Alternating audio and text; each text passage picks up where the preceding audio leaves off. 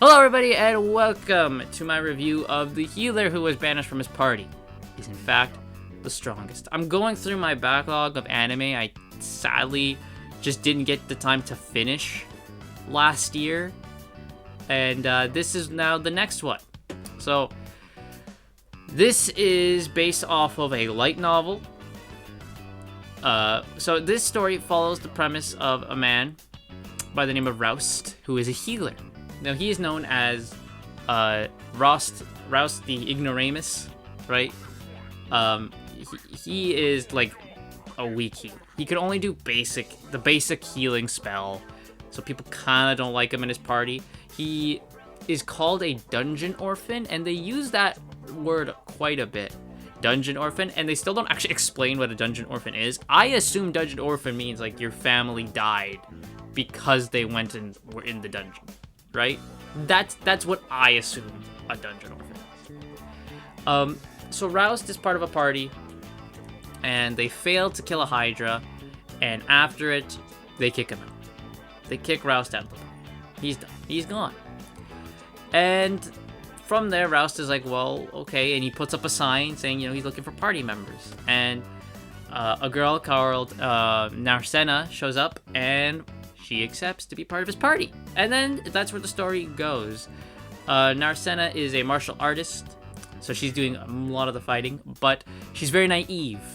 Doesn't quite understand a lot of how, being an adventurer works and a lot of the stuff that goes around with that. So Roust, while he may not be stronger than her, in the whole, fighting-wise, he has a lot more experience, a lot more knowledge that he kind of passes on to her. But they also show that Roust, even though he's a healer, he can still fight. He has picked up fighting. He's had training in fighting. And it turns out, of course, that Roust was not as incompetent as many thought he was. He is actually a very strong healer. He can do techniques that other healers can't do. Even though his healing is like, just the bare minimum spell, he can do certain techniques with it that other healers are like, that's impossible. You can't do that. They're like, what are you talking about? Roust always did it. Right? Which they kind of highlight when they show his former party who have a new healer. And they're like, okay, you're going to come up to the front with us. And he's like, I can't come up to the front. I'm a healer. And they're like, oh, Roust always did. He even got a couple of shots in. Right? Or he tries to like stack his healing spells to like, efficiently heal faster. And the other healer's like, you can't do that. And like, Roust always did it. Right? So they show you that through that, like, how much he was, how good Roust is. So throughout the story, we get our characters. So of course there's Roust himself.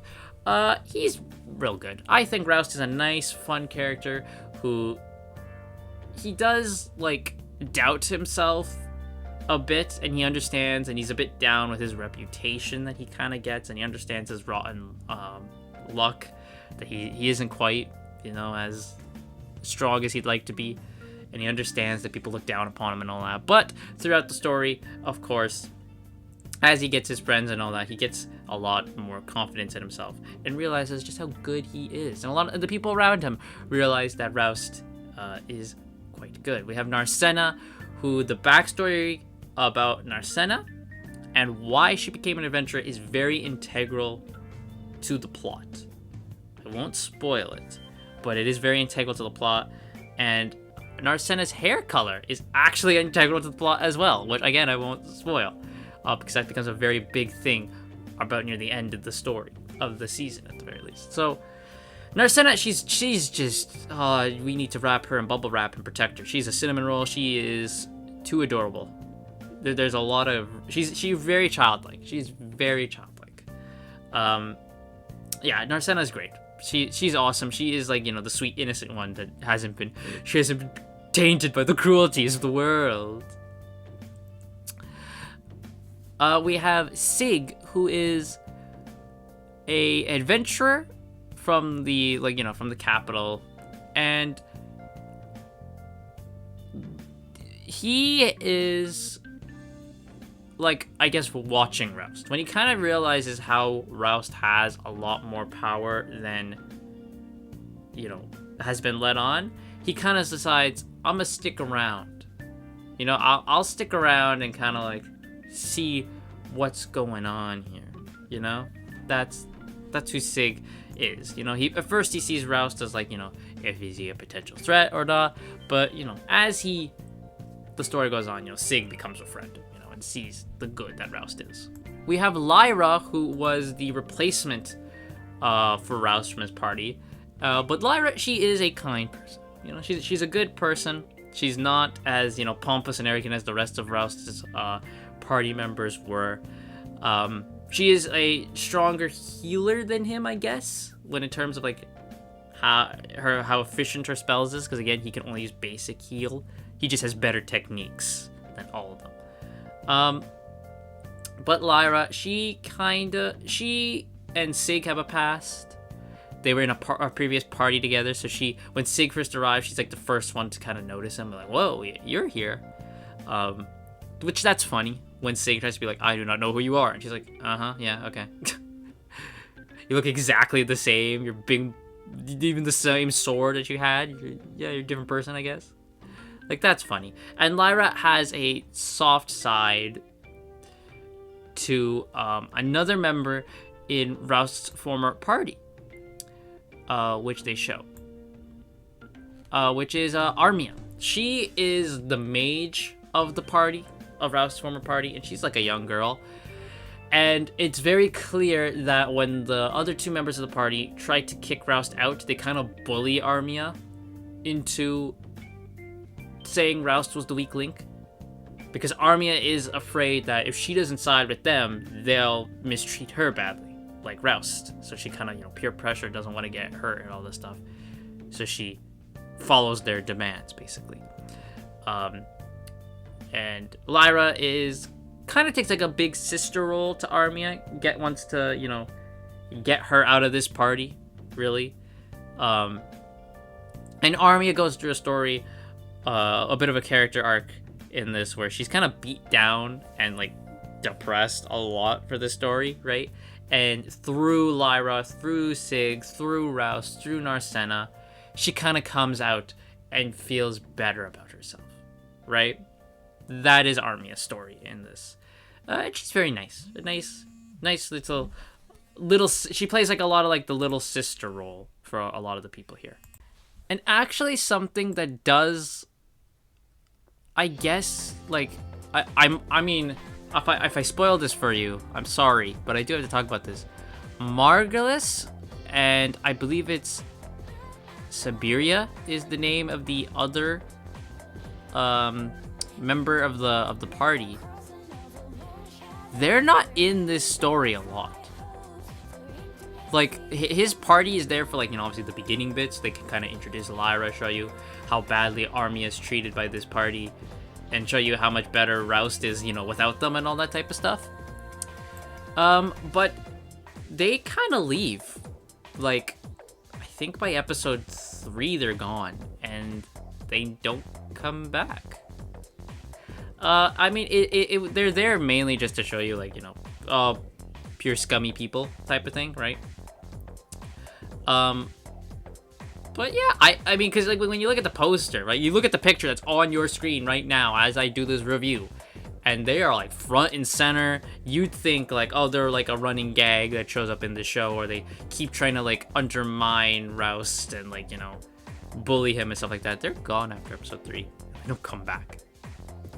But a big thing for this story is finding out about a recent occurrence that's been happening in the dungeon, which is a lot of higher level monsters are showing up on the higher floors. Because, you know, the lower you go, the tougher the monsters get. A lot of those tougher monsters are now starting to show up on the higher floors, and they're like, it's a bit of an anomaly. What's going on here, right? And it doesn't seem like the Adventurers Guild is doing much about it. They seem to just kind of brush it aside. So it's kind of, you have to figure out what's going on. Speaking of the Adventurers Guild, I must talk about a certain someone. Amherst, the guild secretary that Roust and Narcena go to when they, you know, they get their magic stones from beating the monsters, and and they, you know, turn it into her, and then, you know, she'd be like, okay, this is worth this much, and gives them the money. She is Mr. Krabs. She is all about money. She will do whatever as long as she gets that money. And it's funny, man. It really is funny. You know, where, you know, because obviously she keeps telling them, only bring stuff to me, because, you know, what she gets a commission from it and all that type of stuff. So she's like, bring it to me, you know, stuff like that. So it's funny. There's a lot of funny gags with her and her greediness. Especially when they're like, you know, how'd you get this information? Oh, I just talked to a certain guild secretary. And they're like, oh, it's Amherst. And then they show like a quick little thing where like the person then like drops money on the floor, and Amherst is like has like the dog ears, and she just like goes like whoop whoop. Like that's funny to me. But yeah, the story, it's one of those ones where it starts off very light, very fun, and then we get a bit of a more intenser story near the end. It's not super intense because, I mean, look at the type of story this is. But there is moments where you're like, oh damn, is something bad gonna happen here? Like, it does get up to that point. And I should say that there is, I guess, some sort of gore. It's like not super gory at all, but it's like, for like, don't go into this expecting anything like super tame, right? Like, no blood. There is blood. There is like, you know, dismemberments and stuff like that, but the tone of the story is not dark, really. But I would say that's pretty much all I've got here. This is a story that's been told multiple times of someone who gets kicked out of a party, but then becomes better than the party and proves they were always good, right? It is a trope that is done a lot. I don't care. They are done for a reason. It's because it works. And I like it. Okay? It's the same thing as an isekai. You get dropped in another world, whatever, right? This is a trope that is done all the time. And you know why it's done all the time? You know why things become tropes? Because they work. It's because they work. And this does it well. And if there is a season 2, I'm not against it. I really want to see where a lot of stuff with like Roust and Arsena goes, especially their relationship, because this story ends very much with Roust and Arsena kind of being like a clean slate kind of thing, where it's like a lot of I mean, I could still see for the next season, if they do one, a lot of characters returning, absolutely, but it is very much clean slate, kind of we move on to a new adventure at the end type of thing, right? So I do want to see where that goes. I may, who knows, maybe I'll just read the manga if the manga's up to date with where the season is. I'm sure it is. But that's going to be my review of The Healer Who is Banished. Overall, 7 out of 10, I think. It's fun. It's nice fun. It's real fun. I watched it in like a couple days, maybe 3 days, I think. You know, it's just nice fun. You know, you can kind of turn your brain off a bit and just have fun. It's 7 out of 10, and that's all I want.